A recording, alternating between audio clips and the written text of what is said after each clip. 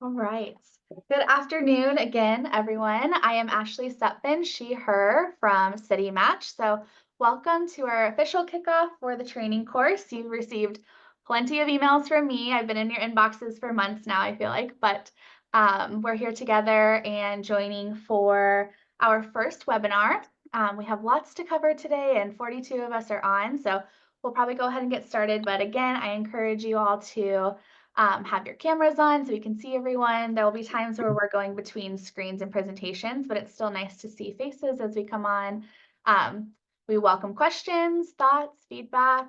You're able to come off mute, utilize the chat. We're watching that and engage in the polls and interaction as we have. So we're really excited and we're thrilled to have you all for the advanced course. So double the hard to get in and then the advanced level as well. So we're happy to see you all here and some of you that have been in previous training courses. So thank you. And with that, I'll hand it over to Catherine.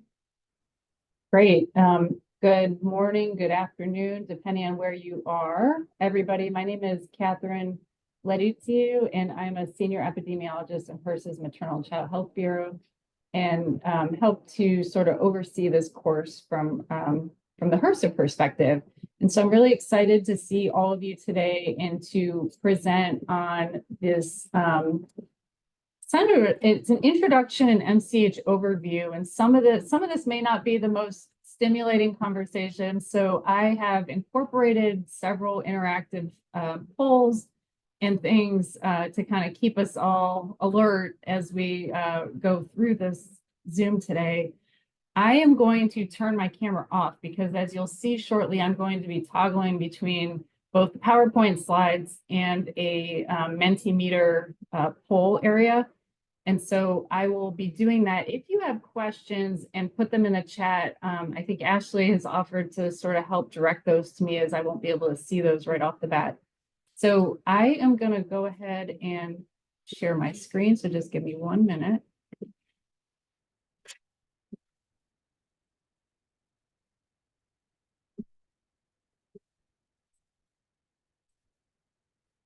All right. Hopefully everybody can see that just fine. Looks good. Great. So as I mentioned today, I'm going to give both an introduction to the course as well as a brief overview of maternal and child health. And you might wonder why I'm going to do that MCH overview. And that is that we've seen over time that all of you, as well as past trainees, come in to the course with a variety of backgrounds, some with more and some with less MCH backgrounds. So we wanted to make sure to at least lay some foundational pieces to that now as you head into the course. So this is a quick outline of what I'm going to cover today. So I'm going to talk a little bit about the purpose and history of the MCH Epidemiology training course. I'm going to give a brief description of all of you that are in the 2024 class. I'll talk about what you can expect from this course. And then in terms of the overview of MCH, I'll provide a brief history of MCH, including a guiding framework, and highlight how the Maternal and Child Health Bureau, or MCHB, fits into the overall history, with a focus on select efforts for improving MCH data and knowledge. And then I'll close with a very brief overview of some of our Bureau's programs and initiatives. And like I said, I'm really hoping for this presentation to be interactive. And so in the past, I've provided lots of links throughout the presentation. You will get a copy of these slides. Instead of putting lots of links and things in this time, I will have a separate resource document that I will share with all of you that have links to some great resources for data and epidemiology in the MCH space. So beginning with the Title V block grants, federal and state partnerships were first created to develop service systems in our nation's communities to meet critical challenges in maternal and child health. And while the main function of MCH personnel in state and local health agencies had been providing direct health services to their populations, there was a shift in the 1980s to implement the core functions of public health. And those are assessment, policy development, and assurance, which I'll get into in a little bit. The Omnibus Budget Reconciliation Act, or OBRA, was established in 1989, and it further mandated new data analysis and reporting requirements for the MCH block grant recipients and state health agencies. And so to accomplish these functions, state and local health departments recognized the need for epidemiologic expertise for providing tools for collecting, analyzing, and interpreting health data. And so that is sort of the basis for many of the roles that all of you are sitting in. Many states realized that they lacked this expertise, and so they approached HRSA and the CDC to request epidemiologic support. And so this kind of outlines some key time periods in the history of sort of how MCH epidemiology grew. And beginning in 1986, the Maternal and Child Health Epidemiology Program was established jointly with CDC's Division of Reproductive Health, as well as HRSA's Maternal and Child Health Bureau, to provide epidemiologic leadership to state MCH programs and enhance the capacity of these programs to carry on public health surveillance and database decision-making functions more effectively. Under this program, CDC epidemiologists are assigned to state health agencies to help develop and enhance the epidemiologic capacity of these areas in maternal and child health. And they're often funded by the block grant dollars. So since 1986, the program has assigned nearly 50 senior CDC epidemiologists to field sites, and they've served more than 32 states, agencies, and organizations. Now, the Maternal and Child Health Bureau also provides the State Systems Development Initiative, or SSDI, which some of you may be familiar with. And the purpose is to provide funding for enhancing and expanding data capacity. This program complements the Title V block grant by improving the availability, timeliness, and quality of MCH data in 59 states and jurisdictions. Now, in addition to these efforts, we also started to build the future workforce through pipeline programs, such as those noted here. So that would include our Graduate Student Epidemiology Program, or GSEP as it's known, and that's for master's level students. We also have the MCH Epidemiology Doctoral Fellowship Program. And then there is the CDC MCH Epidemiology Master's and Postdoctoral Fellow Programs directed by the Council of State and Territorial Epidemiologists, or CSTE. We also have programs for continuing education to strengthen the analytic skills of the present workforce. Those include the MCH Epidemiology Conference, which I will make a plug for at the end of this presentation for those who might be interested in attending. It's now been merged with CityMatch, which has served as the focal point for the latest developments in the field and is held biannually. So CityMatch has an annual leadership conference, and every other year, the MCH epidemiology component is included. And then that brings us to the MCH epidemiology training course that has been in existence since 2002. This course is unique in that it develops and trains existing workforce within state and local health agencies and broad-based fundamentals. So since 2001, the CSTE has conducted 7 periodic epidemiology capacity assessments in an effort to monitor the strength and function of applied epi capacity in state and territorial health departments. Typically, they've provided very limited information on the capacity within specific program areas such as MCH, so they added supplemental modules to assess MCH programs. The most recent assessment in 2021 was completed by state and territorial epidemiologists from all 50 states, DC, as well as 4 territories, and provides the most complete and comprehensive national data on the workforce needs in epidemiology. So what these data show, hopefully as a result of all those efforts I showed on the prior slide, is that MCH epi capacity has really grown over the last 2 decades. So you'll see here that states with substantial to full capacity for MCH epi and surveillance, so those are looking at the dark blue bars, have increased from 35% in 2001 to 73% in 2013, with a slight decline since that time.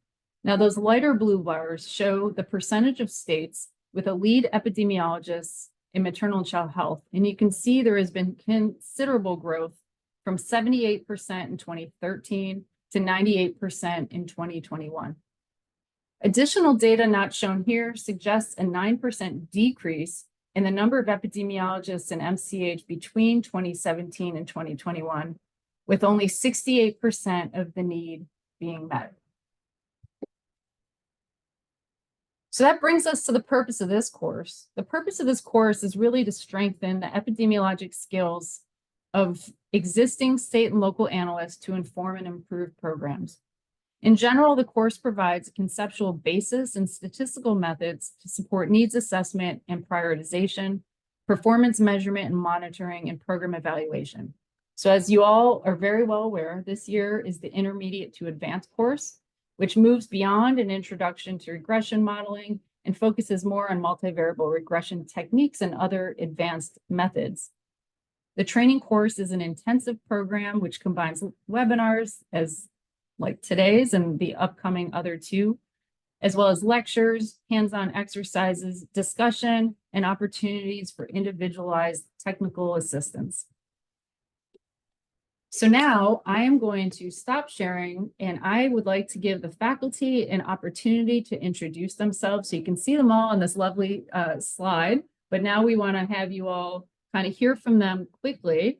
And what I'm going to ask each of them to do is introduce themselves, share one fun fact, and then there are a couple of our faculty who have attended the training course in the past. So I'd love for them to talk a little bit about that experience.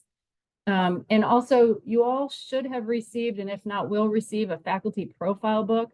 So you'll be able to reference who we all are and what our backgrounds are. And with that, I'm going to start. If everybody can remember their order on the screen, we're going to start with Mike and then go in order from there. All right. Well, hello, everybody. My name is Mike Smith, and I'm an associate professor in the College of Public Health at East Tennessee State University.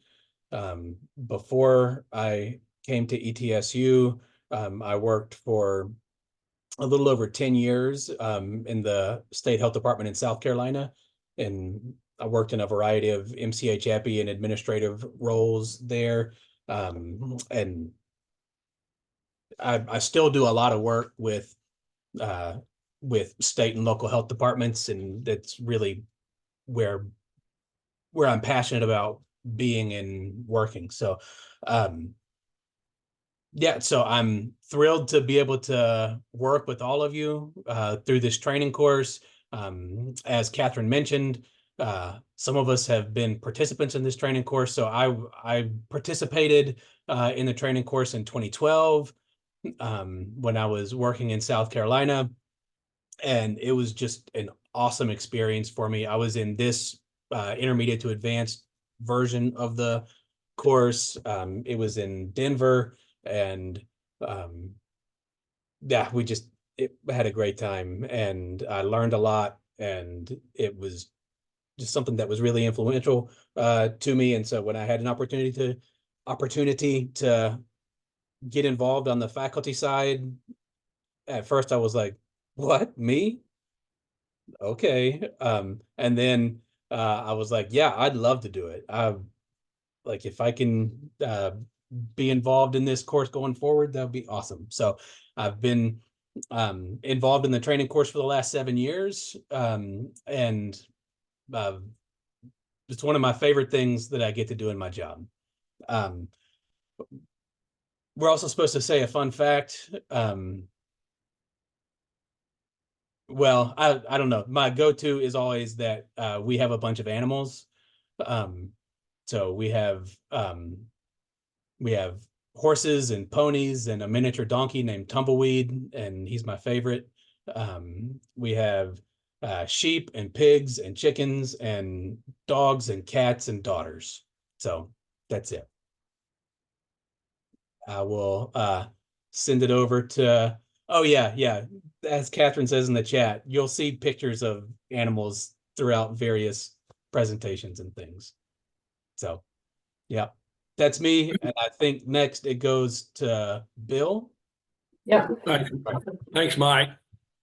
Hi, everyone. I'm Bill Sappenfield. I'm a pediatrician epidemiologist by training. I spent about 22 years with the Centers for Disease Control. Fell in love with state work with them. I worked in 3 state health departments. I worked with City Match, who worked with urban health departments. I headed up the program. retired from the Commissioned Corps, went to Florida and worked in the health department, and then got recruited to the university. And I'm now retired emeritus professor at the university. My passion has always been using epidemiology as a tool to improve policy and program for women, children, and families. And you have, in my opinion, the best job that you could have, where you can make a real difference in the lives of families. And I look forward to the course. The fun fact about me is I now have 2 shelties we picked up during COVID. And starting about 4 o'clock, they start going bananas until I take them to the field for them to run. And they let me know I have not left yet and it's time to go until I take them. And with that, I turn it over to Michael. Great. Thank you, Bill. Hi, everybody. My name is Michael Kramer. I am the third bald white guy in the lineup. It's nice to meet you. I am a maternal and child health epidemiologist and a social epidemiologist. I'm in the Department of Epi at Emory University in Atlanta, where I've been for about 20 years. I direct the HRSA MCHB, one of our centers of excellence, MCH centers of excellence that's here. I'm actually transitioning later this year to leave Emory and start a new position at Mercer University, where I'll be directing a center in rural health. So that's another interest, is kind of geographic and place-based patterns in health. So I know many of you all are from states with where rural health is a big piece of what's going on.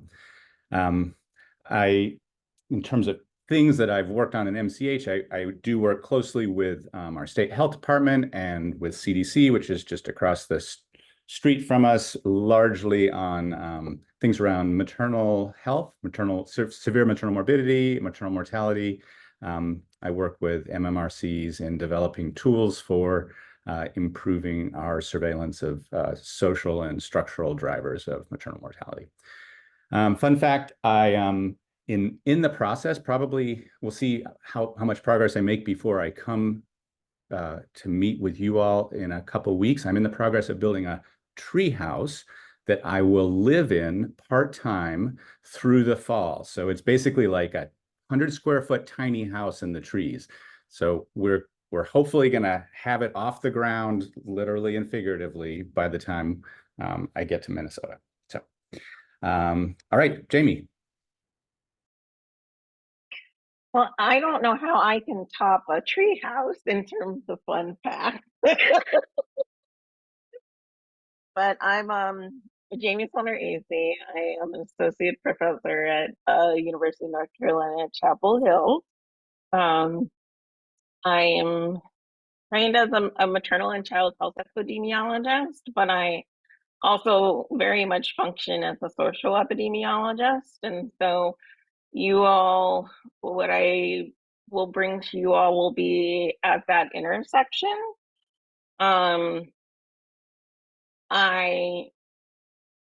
While I've been in academia, I'm not going to say how many years, my heart and my route in public health very much started in the health department.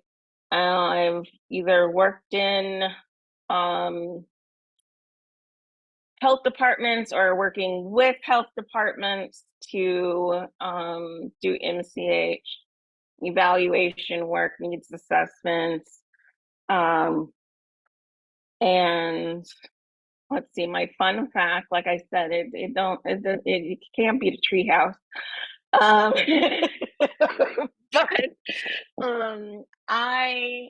to relax, because academia can be very stressful, I take art classes, and so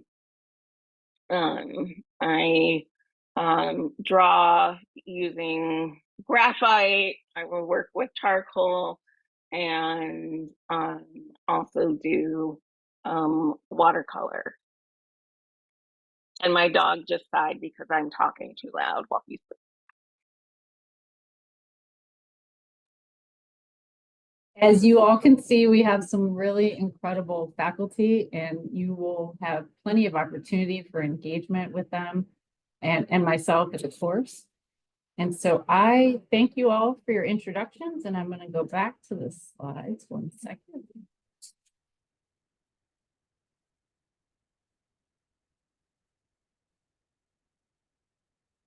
All right, great.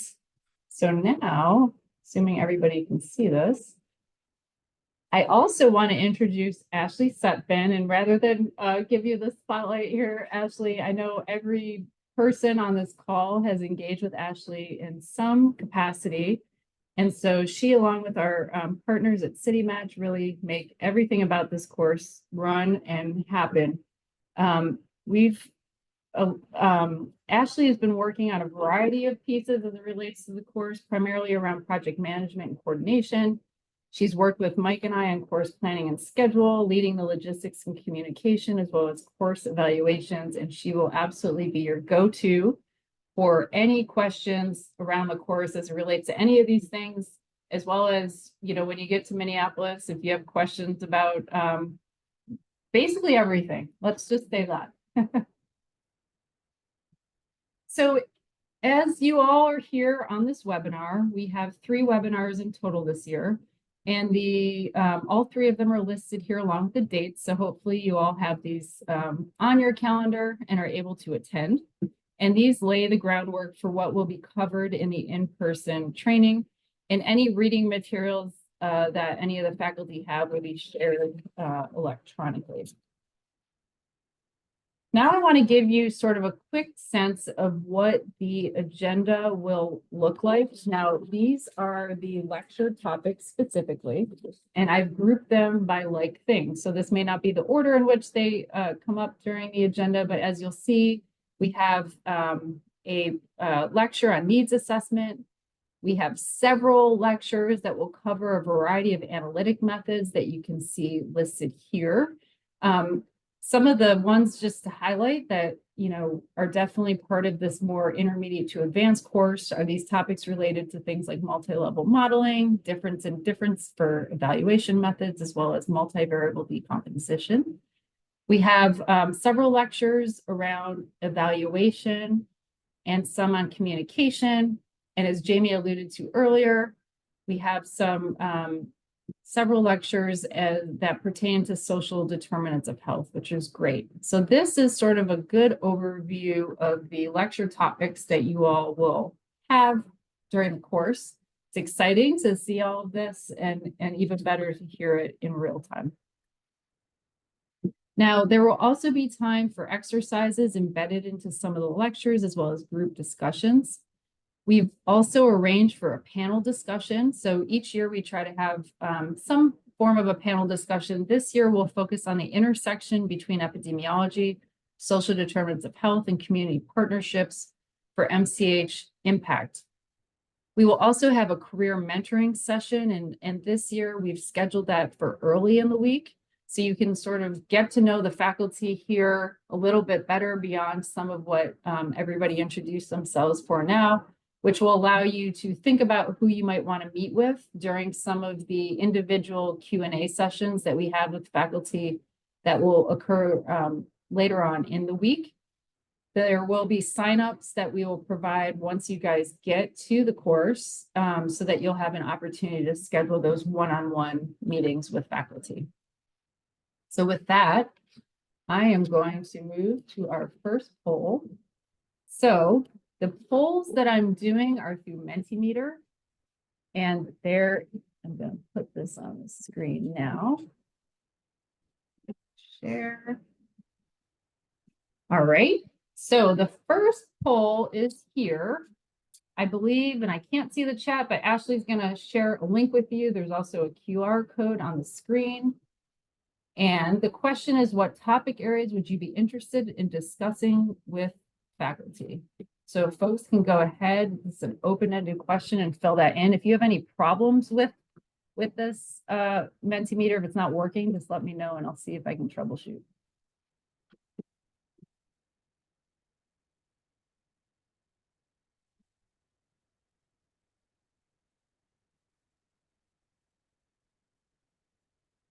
And what's great about this is you should see it populate on the screen. So thanks to those who are responding so far. And of course, you have plenty of time in the next couple of weeks to think about topic areas you might want to discuss with faculty. And even while you're at the course, you might think of things you want to talk about.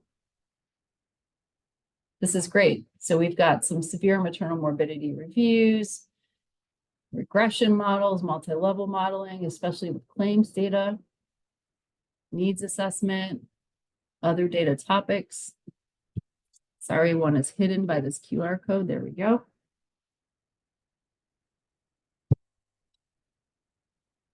Great, needs assessment, small numbers.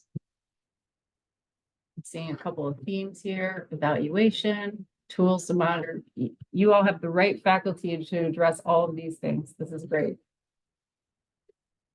Severe maternal morbidity calculations, measuring health equity, needs assessment, communicating data. This is great. And just so you all know, what I will do is at the end of this, before I share these slides with you after the end of this presentation, I will incorporate all of these responses into the slide deck so that we all have a copy. Awesome. So I'm going to go ahead and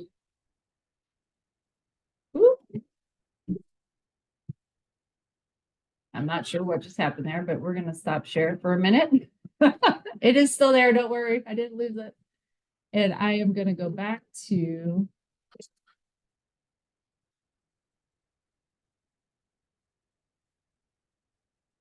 right. So now I want to talk about another piece of the training course. So once the course is done, which is hard to think about now since it hasn't even started, we will offer a series of post-course training webinars. And so these are examples of things that we've had in the past. This is not what's going to happen necessarily after this course. And so what we will do is that after the course is over, when we provide you all with the overall post-course evaluation, we'll provide a list of potential topics to vote on, to think about for a couple of post-course webinars.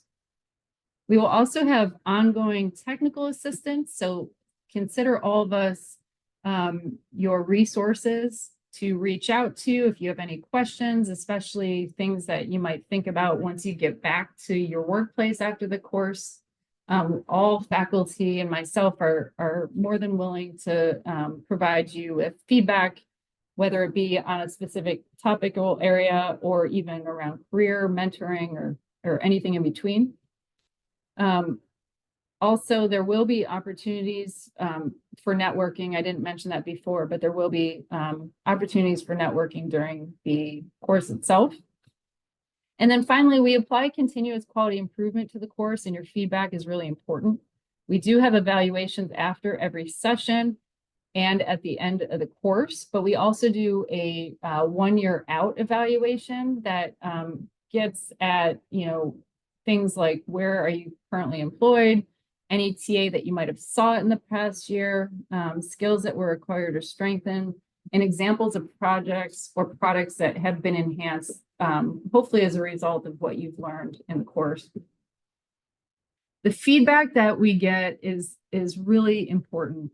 For example, we've learned that when training was more intermediate in the past, some folks would be bored, some would be lost. And so what we tried to do was target the skill level to make the course more effective, which is how we started kind of shifting to this 2 different levels approach. So every other year, it's a basic to intermediate course, and on the alternate years, it's an intermediate to advanced course. As I mentioned, there will be sign up for individual TA once you arrive on site to the course. And this was based on feedback we got in the past, and it allows you to kind of, sign up to talk with folks you might want to speak with later in the week, especially as you get to know the faculty through both the presentations and networking opportunities. We have group activities during the course and plenty of time for you to all to connect with each other. And so you'll see some folks tend to take the lead and start organizing group outings. We try to also schedule one group outing as we can for everybody to attend if available. Nothing's required in that sense. Career mentoring was a new request that we've gotten in the last couple of years. So that was really important feedback. And so we've built this into panels and different discussions. And like I mentioned, faculty are always willing to connect after the course is completed to talk about careers. You all received the photo roster. This was something that was recommended in the past, and it's been extremely helpful to get to know everybody. And I, have to admit that training can be overwhelming, especially those of us who are just used to being in our jobs all the time and trying to focus. And so what we've tried to do over time is to cover fewer topics in greater depth. Some of the feedback we got in the past is that we were trying to fit way too much into this course. And so we've tried to be very mindful of that. Now, as I mentioned in the one-year follow-up, we'll ask for examples of your impact. These are some quotes of what some former trainees have described and hopefully what you can look forward to learning and incorporating as well. And I think that faculty one-on-one time is really helpful as you think about current projects and how they can apply to the course materials and hopefully plant a seed for continued integration back in your jobs. So now let's talk about all of you. So just for awareness, there were more than 140 applications. So truly you're a select group of about 1 in 3 that were accepted into the program. So congratulations for having this opportunity. We're really excited to have all of you here. There are 44 trainees from 28 states and jurisdictions, and I've sort of listed out here the job settings in which you all are coming from, as well as some of the demographic information. Now what I'm going to do is I have a map here, and I would like each of you to annotate, and you should be able to do that by going up to the top of your screen. Ashley, I believe it's next to my name. There might be some dots that you click on and identify where you are located. Yes, so if you navigate to hover at the top of the screen, you should be able to find Catherine's name, the 3 dots, and then annotate.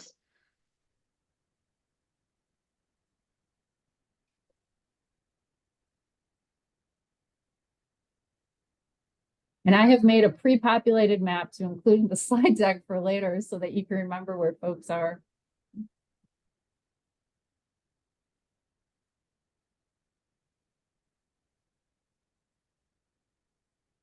Now, I mentioned we have several states that have more than one trainee, so it will be a great opportunity, especially for those that are in states that have somebody from both the state and local health department. I think there are about 4 states that have trainees at both of these levels, so we really like to see and foster those collaborations and synergy across the different levels within an area. I want to give a shout out to we have somebody from American Samoa joining us, Puerto Rico as well on the call today. I'm not even sure what time it is in American Samoa right now, but thank you for being here. And Richard, I know you're on the call, but I don't see you highlighting your area.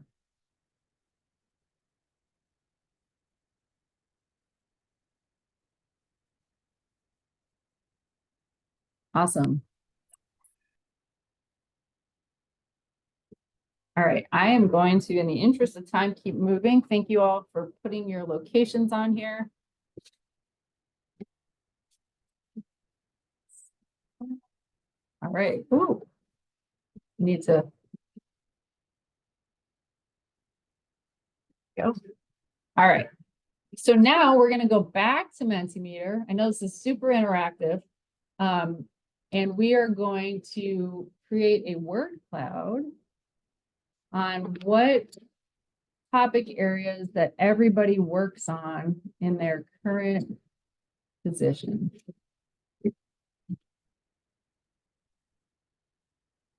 And this is a really fun feature because you can obviously see with word clouds, the more responses that are similar, the bigger the words will be.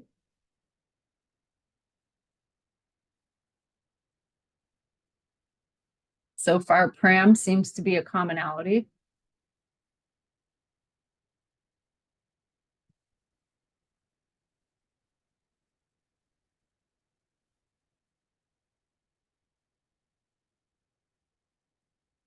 Prams and infant mortality, holding strong. Quite the variety of topics too. That's great.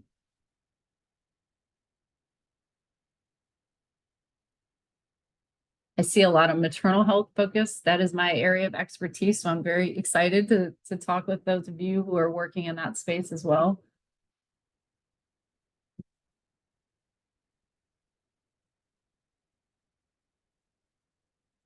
Very cool.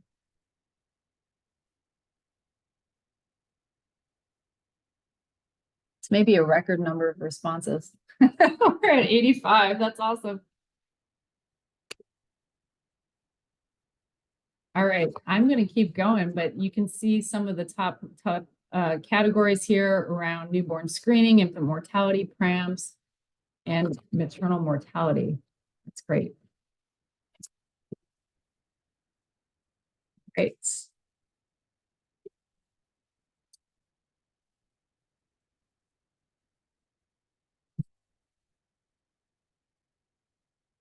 All right, so I want to just quickly acknowledge some of the best ways to get the most from this course. So the first is something you all have already accomplished, which is attending the webinars. So this webinar, as well as the one next week and the week after, are a great way to kind of ease yourself into the course. Use the opportunity to focus. Now, I know that's hard for those of us who are in demand and need to be on email. Use this time, put an out of office response.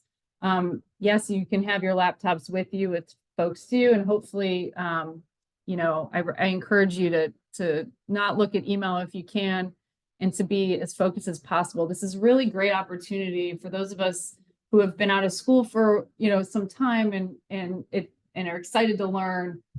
There's just such great information being shared during these lectures. Network with each other. You all are going to be connected and building new collaborations perhaps, and this is a great opportunity to meet each other, share tricks and tools. We will have a welcoming reception, so we'll have obvious sort of networking opportunities, including that, lunchtime, and as well as social outing that's being planned, but also outside of these sort of scheduled activities, you know, there are plenty of opportunities to network and explore Minneapolis at the end of the day. There's going to be a lot of material. Some may be a stretch, but there's a lot of references to continue learning. Ask questions. There is no silly question here. Use this opportunity to ask questions, learn from each other, not just the faculty, but also from your colleagues that are in this training cohort. And then seek technical assistance, like I've mentioned a few times, both during as well as after the course. All right, so now we're going to go to another poll. I know it seems like we just keep doing polls over and over again. But it's better than just listening to somebody talk the entire time. So I think we can all agree on that. Have you ever been to Minneapolis? It's a very easy question.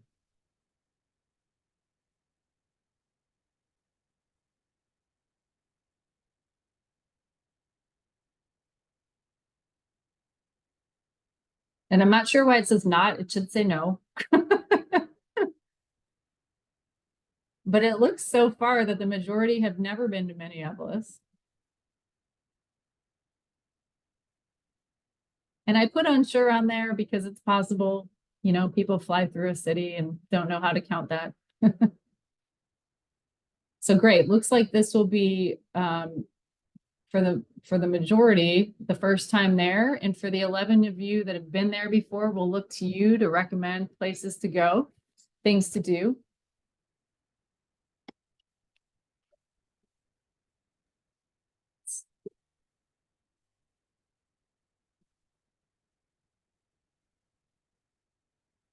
So now I'm going to segue into a brief overview of maternal and child health. And so to do that, let's start with the why. Why is MCH important? Well, MCH often begins with the particular needs of this population, but it's not just about needs. Even though we all know this is a vulnerable population that needs special attention and protection, and it's not just about potential, even though we all know this is where you get the biggest bang for your buck. especially in light of everything we've been learning about life course health development and the developmental origins of health and disease. If we want to improve the health of our population and the future vitality of our society, we have to start by improving MCH.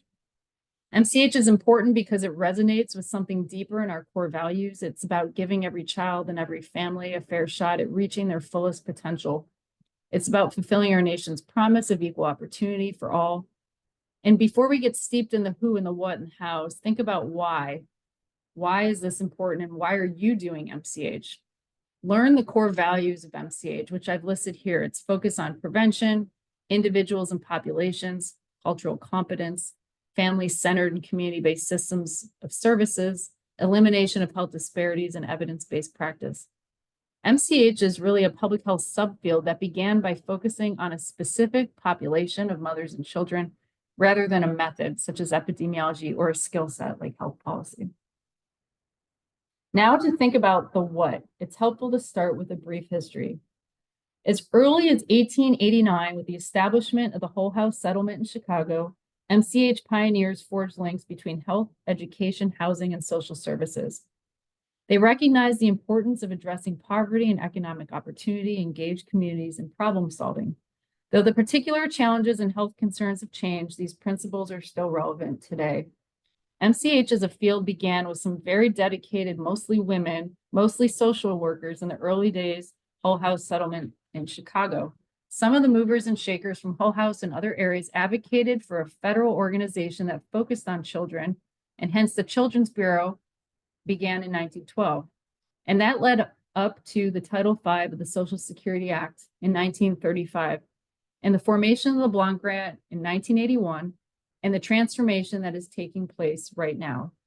Our understanding of the complex web of factors affecting health and the relationship of health to other aspects of well-being, such as things like success in school and the workforce, continues to expand, fueled by research in disciplines that are diverse, such as genetics, economics, and child development. Now, even as Title V MCH services have evolved to adapt to changes in populations and scientific advances and the social and political context, certain core functions have endured. Coordinating and integrating services, conducting surveillance and assessment, and training future leaders in clinical and population-based health services. Throughout its history, Title V has maintained a strong focus on building state and community capacity through partnerships across service sectors. Now, in the early 1900s, the plight of children in this country was not good. Children routinely worked in dangerous settings, even at an early age. And in some cities, settlement houses, such as the Whole House in Chicago shown here, were created to help address the challenges of what we would call today social determinants of health. One of those individuals who worked in the Whole House was Miss Julia Lathrop, a social worker who would become the first head of the Children's Bureau. Now, as I mentioned before, the Bureau was founded in 1912. It originally had a budget of only $25,000 and about 14 staff. And it was founded in response to pressures from social activists who noted the poor state of health of children and the perceived lack of a federal response. Ms. Lathrop was appointed to this role in 1912. She was the first female to lead a federal agency and was appointed to this role 8 years before women even had the right to vote. Epidemiology is part of the Bureau's foundation in history, and from its earliest days, the job of the Children's Bureau and the predecessor of the present MCHB was to, quote, investigate and report upon all matters pertaining to the welfare of children and child life among all classes of our people. That early work included a survey of provisions for crippled children in 14 states, which influenced the Bureau's recommendations to President Roosevelt's Committee on Economic Security regarding the development of a program for these children and what would become the Social Security Act. Now, the legislation that created the Bureau authorized staff to investigate and report on issues related to the welfare of children. The Bureau staff immediately set out to visit communities across the country and deploy a systematic approach to understanding the health and well-being of children. Much of their early work related to infant mortality, but they also conducted local epidemiologic investigations into maternal health, sometimes traveling door to door, gathering birth and death data. They work to strengthen the process for birth registration, laying the groundwork for our current system of birth certificates. Now, can you imagine going door to door? Not something that would be easy to do today. And they reported on both the causes of infant mortality and correlates with factors such as father's income. You'll see here. Now, one of the pivotal moments in our history was the signing of the Social Security Act by President Franklin D. Roosevelt, as you can see pictured here. The federal MCH efforts were included in Title V of the Social Security Act. So you often hear our work referred to as Title V. As many of us know, Title V established federal and state partnerships aimed at improving MCH. It also provided programs for maternity, infant, and child care, as well as a full range of medical services for children. Title V was not an entitlement program like other sections of the Social Security legislation, and it's located in the Social Security Administration. The program comes under the jurisdiction of different committees of Congress, and unlike other health programs, has a continuing authorization rather than a reauthorization every 3 to 5 years. A lot has happened in the nearly 90 years since the signing of the Social Security Act. And while I'm not going to get into that and bore you further, I've included information here for you to explore MCH history further.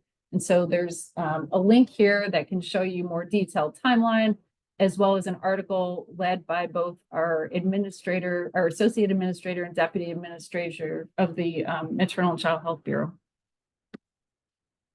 Now, further depicting the what in MCH, a major framework that guides MCH and informs efforts is the public health framework that many of you may be familiar with, including the public health's 3 core functions of assessment, assurance, and policy development, and the 10 essential services of public health. And so these 10 essential services describe the public health activities that all communities should undertake. And so for the past 30 years, the essential public health services have served as a well-recognized framework for carrying out the mission of public health. This framework was originally released in 1994, and it was updated in 2020. The revised version is intended to bring the framework in line with current and future public health practices. And one thing I just want to acknowledge without going too much deeper into what's already on the screen is that these 10 essential public health services provide a framework for public health to protect and promote the health of all people in all communities. And I just really want to emphasize that. So now that brings me to the Maternal and Child Health Bureau. Where does it fit in all of this? So this is our organizational chart, and you can see here we have 3 offices and 6 divisions. And we have many, many programs that used to fit on this slide under each division, but it's just too many to list. But I'll just acknowledge that Title V, which many of you are familiar with, falls under our Division of State and Community Health. That's along the left-hand side of the chart. And then to the far right, you'll see the Office of Epidemiology and Research, which is where I sit and which is what helps to support this training course. This shows what MCHB's mission and vision are. Our mission is to improve the health and well-being of America's mothers, children, and families. And our vision is an America where all mothers, children, and families thrive and reach their full potential. Some of you may be aware that in 2021, our Bureau launched a strategic plan that incorporated a lot of input, and it will essentially guide our work over a 10-year period. And you can see these 4 areas of focus on the far right-hand side as they pertain to access, equity, capacity, and impact. We're hoping that the strategic plan will guide our efforts to achieve both our vision and our mission.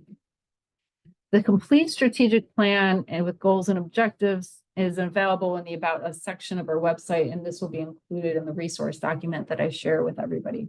So now bringing us back to epidemiology, as part of the Bureau's foundation and the efforts focused on building the capacity of MCH epidemiologists, a lot of that magic happens in the Office of Epidemiology and Research, which is currently directed by Dr. Michael Kogan.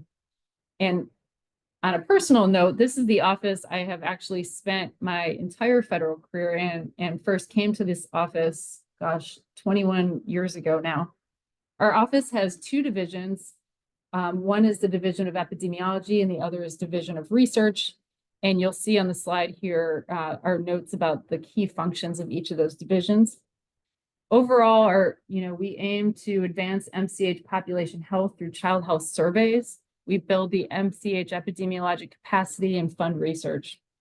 And this information helps us to address the how in MCH. How do we approach the development and analysis of MCH programs?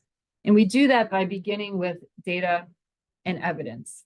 So now I'm going to switch to the next poll, which you might already see, which is, what is your familiarity with the National Survey of Children's Health?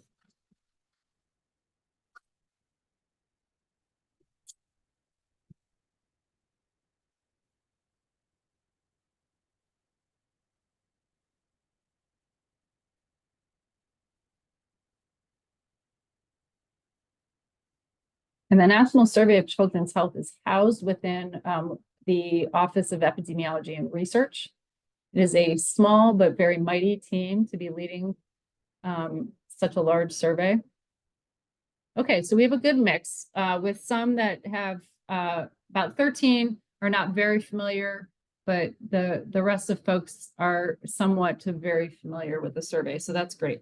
So some of this may be new information, and some of what I'm about to share might be information that you already know.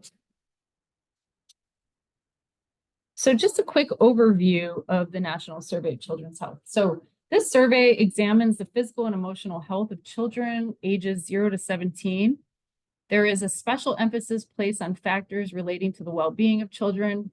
These factors include things like access to and quality of healthcare, family interactions, parental health, neighborhood characteristics, as well as school and after-school experiences. Catherine, Survey, you aren't sharing your screen. Ooh, sorry. Before you get too far. There we go. See it? Awesome. Thank you. Mhm. Thank you for letting me know. This survey is sponsored by HRSA's Maternal and Child Health Bureau, and it's conducted by the U.S. Census Bureau. We also have co-sponsorship from our federal partners at CDC as well as the USDA. This is an annual cross-sectional survey that is address-based and collects information through both the web as well as paper and pencil questionnaires. What is great about this survey is that it provides both national and state level estimates for non-institutionalized children in the US. And as I mentioned, specifically for ages 0 to 17.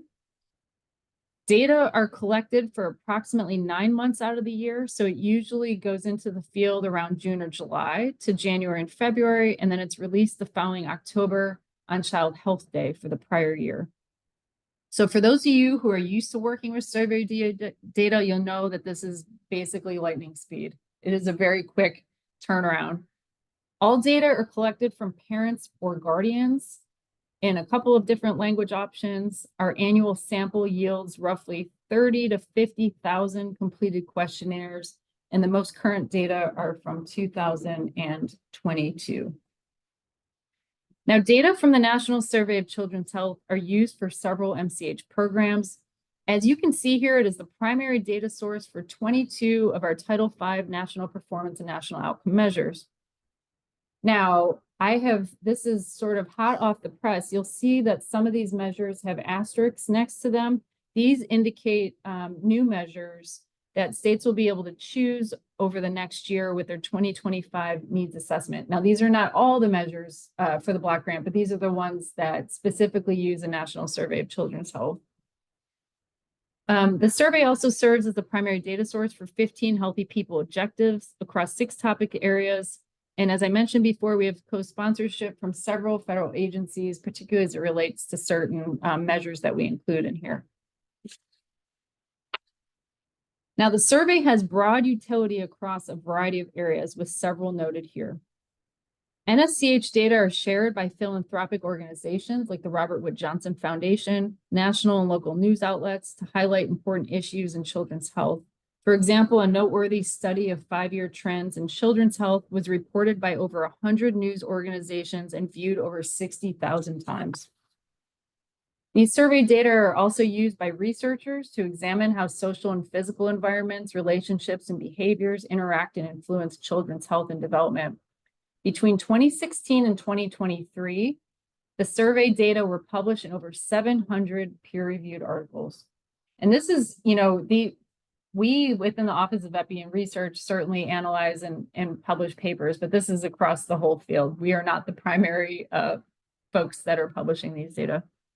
Organizations in the private sector also use the data to help inform policies and benefits that affect their employees with children, such as Starbucks that subsidize backup care days. So you'll see here, there was an article about that based on data from the survey, which is awesome. On this slide, you'll see the content areas that are included in the survey. There's a variety of areas. These are color coded, so you can sort of see what is covered here. For those that might be less familiar with the survey, there's a screener that first goes out that assesses the presence, demographic characteristics, and special healthcare needs status of children in the home. And then there are 3 age-specific, and you'll see the age groupings along the left-hand side, topical questionnaires that are distributed based on the age of the sampled child. So from that screener, if a household has multiple children, one is randomly selected, and then that following more full-length survey questionnaire is based on that randomly selected child. Now, I want to highlight some of the new content updates that have occurred. So on the left-hand side, you'll see what was added in 2022. One of the things I want to highlight here is the measure around school readiness, which is also known as healthy and ready to learn. We are definitely at the forefront of measurement around that topical area. You'll see in 2023, there was no new content. And in fact, there was removal of content as the length of the survey was getting quite long. So they deleted some of the areas as noted here. And then in 2024, we have new content around the number of moves in the past 12 months, as well as sugary drink consumption for school-aged children. Now, I briefly want to just talk about oversampling, as this might be particularly relevant for some of the areas that you all work in. Oversampling in the survey is an option to enable reporting for specific population groups, conditions, or localities. Oversampling increases the household sampled in order to increase the number of completed surveys. So there's 2 types of oversampling. There's a general, which increases the overall sample size to support subgroup analyses and targeted increased sample size for certain geographic areas or racial and ethnic groups. So there's the general and the target, who are concentrated in certain geographic areas. The cost of doing oversampling varies. The block grant allocations can fund oversamples prior to state disbursement. Other state and private funds can also be used with contractual agreements with the Census Bureau. And the timeline along the right-hand side kind of shows you when these things need to occur. So plans should be finalized by July before the survey year. Since 2020, 17 states and 1 metro area have oversampled for the National Survey of Children's Health. We've had a steady increase in interest since it was first offered. The colors here show the different types of oversampling. Blue and green are the most common, which includes race ethnicity oversampling, which was part of 10 state plans. And that really sort of shows how equity is really a priority for many states. General oversampling for children with special health care needs is another common goal that we've seen over the years as it pertains to oversampling. Here, and again, you'll get a copy of these slides. I've provided links for accessing the data, including through the interactive dashboard on the Data Resource Center website, where you can do, that's what the picture is on the right. You can do a point and click on different years of the data, whether you want it national or state. And then once you kind of go through that query, it'll allow you to select which measures you want to look at specifically. So it's a great resource for those who might want to query that. And then briefly, I just want to mention our longitudinal cohort. So the National Survey of Children's Health longitudinal cohort is an extension of our National Survey of Children's Health annual data collection effort that is being conducted in partnership with the Census Bureau, CDC, as well as NIH. The intent of this longitudinal cohort primarily is to assess the impact of the COVID-19 pandemic on children and young adults, with a particular focus on mental, emotional, behavioral health, as well as learning loss. So basically what this longitudinal cohort is doing is it is following up with everyone who responded to the 2018 and 2019 National Survey of Children's Health, so approximately 60,000 children. And these children were between the ages of 0 and 17 at the time of the initial survey, and they will be between the ages of 4 and 23 at follow-up.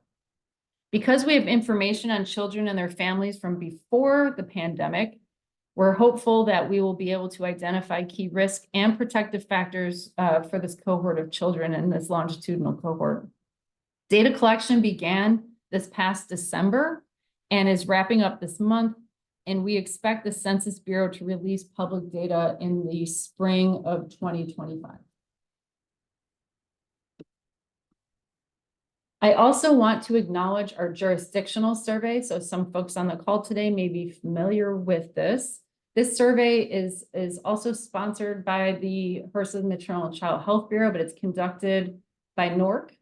This is a cross-sectional survey that collects information via random walk protocol as well as in-person interviews. It's conducted every other year in 8 US affiliated jurisdictions, which are listed here.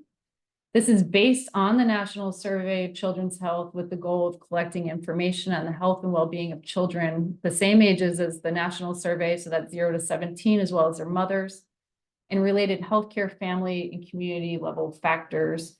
And this, the data from this survey provide jurisdiction level estimates for these children. I will just acknowledge that there is, similar to the National Survey, it's a 2-stage questionnaire. There's a household screener, and then a topical age-specific questionnaire about one of the randomly selected children in the household. Also, this survey contains some PRAMS and BRFSS-based questions. So you'll see here, I've noted a few, such as well-woman visit, the preventive dental visit, safe sleep. Some of the jurisdictions don't have those data sources. So the goal was to try to at least capture that information through this survey as an alternative. Core topics include issues specific to the jurisdictions. So things such as rheumatic heart disease, we have Zika virus and others that are captured. And there are jurisdiction-specific questions that have been developed in conjunction with the jurisdictions. And these are asked after some of the core topical areas. So some of those things might include child seatbelt use, swimming safety, and child ear infections, just to name a few. So this is another great source of information that we have. And hopefully our folks in these areas are familiar and able to, hopefully, if not yet, see these data. Now, I want to just, one last resource I wanted to acknowledge to all of you in case you're not aware, is that over the last couple of years, MCHB has developed what we call the Maternal and Infant Health Mapping Tool. This is an interactive online tool that allows users to create and customize county-level maps on maternal and infant health outcomes. And so you'll see a snapshot on the right-hand side. And if you go to any of these tabs, we have a variety of health indicators and measures of infant health equity, health resources, and demographic characteristics. And it allows for the exploration of geographic relationships between all of these things.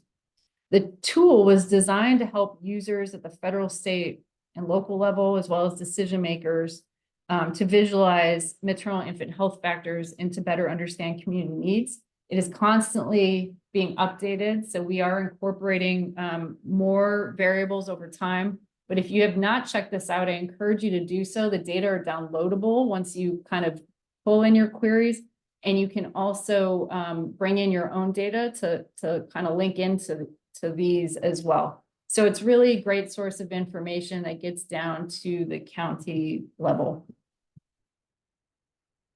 All right, now we'll take a moment to breathe and move on to our last word cloud, which is what data sets do you use in your current position?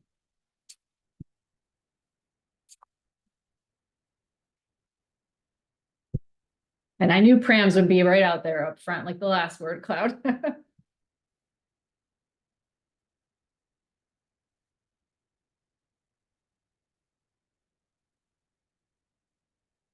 Nice variety of data sets.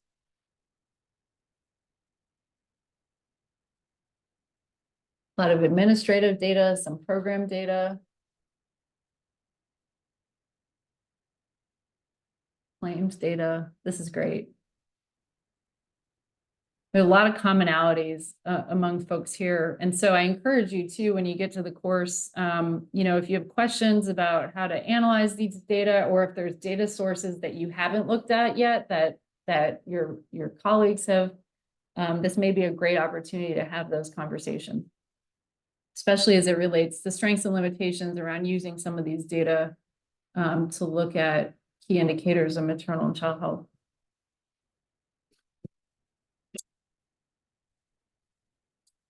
All right.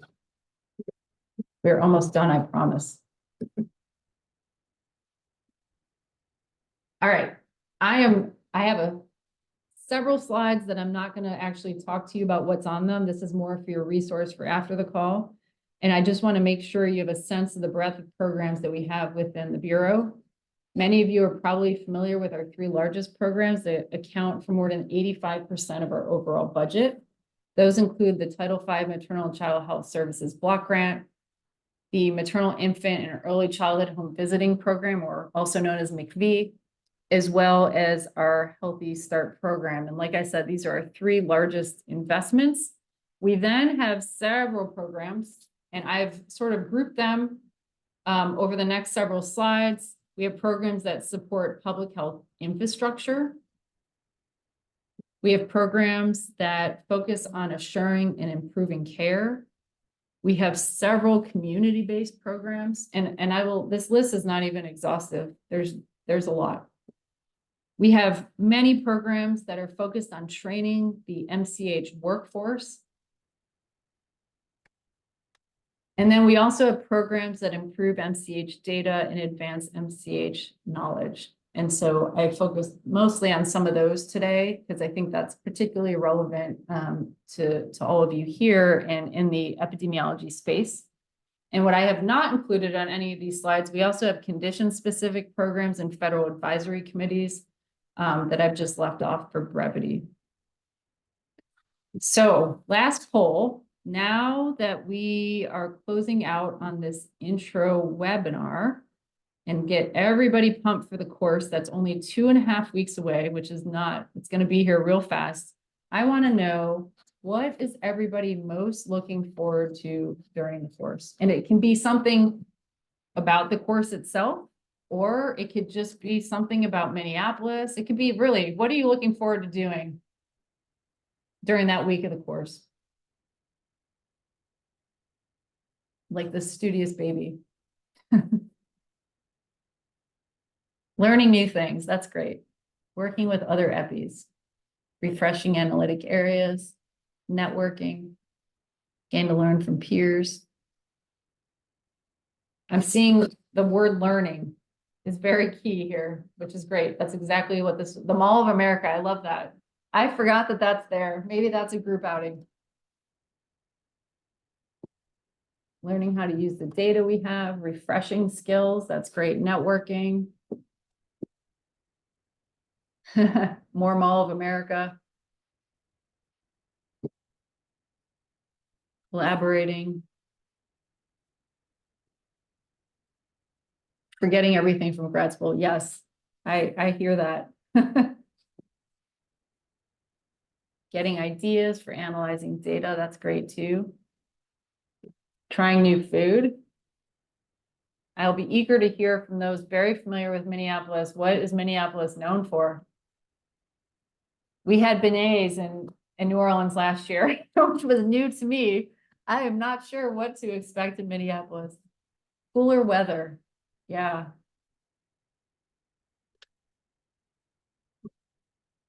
Refreshing and resetting. Yes. That's great. These are great all. Thanks so much for sharing these. Getting uninterrupted sleep. I can completely resonate with that. Getting a break away from family responsibilities. Mentorship. Awesome. These are great. Thank you all for sharing these. All right, bring this back to here.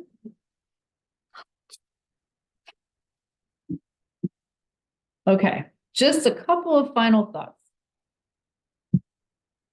So while epidemiology's purpose is often stated as to investigate causes of disease to improve public health, there have been several calls for a more consequential epidemiology approach, focusing on applied epi and approaches to disease control and prevention for improving population health. So try not to be distracted by fancy techniques and methods, and think about the purpose of what you're doing and address questions that lead directly to doing something to actually improve population health. Put risk factors in perspectives and prioritizes interventions. Choose methods with a purpose and know when more rigorous methods are needed or not needed. Sometimes simple descriptive statistics are powerful, and think back to approaches used by our MCH epi predecessors, where they focused on the health of populations. And thinking about asking the right questions, think through it before just jumping into running data. Think about the purpose, the so what. Do you have request buy-in from who will use the information? Has it been done before? Is it likely to be different than findings from previous studies? Is it etiologic or risk factor focused versus quantifying the population contribution or impact or return on investment? And do you have a dissemination and translation plan? So I encourage you to sort of, as you have time to pause, which we rarely do these days, before jumping in, think about questions such as these. And with that, I leave you with some very blurry but accurate photos of Minneapolis, Minnesota. And a quick plug for the upcoming City Match Leadership and MCH Epidemiology Conference, which Ashley can speak more to, but I've provided a registration link for those who are interested to attend. Maybe some are already registered, but this is an MCH Epi year. So this is another great thing to think about once the course is over. And for those who might all be attending, you can reconvene with the colleagues that you meet in a couple of weeks. And with that, my contact information is here. Please reach out with any questions you might have, both in advance of the course, but I also look forward to meeting you all in person soon. And with that, I'm going to stop sharing and take any questions. And I thank you all for bearing through what I know is a very long time to sit and listen to a webinar that's not on the most exciting topics, but hopefully everybody learned something new, even if it was that the Mall of America is in Minneapolis. And so I will stop there. And if there are questions, I see there's a lot of stuff in the chat. So please just feel free to unmute and ask.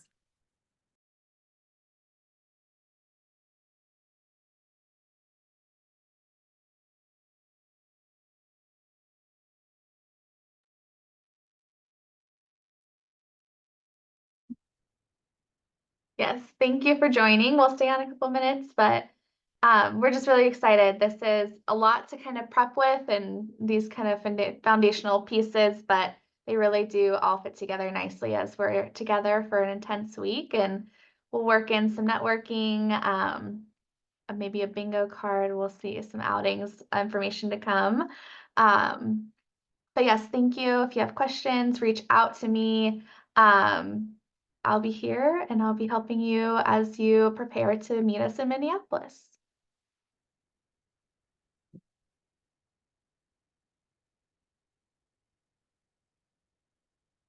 I look forward to meeting everybody. Have a great rest of the week, everybody.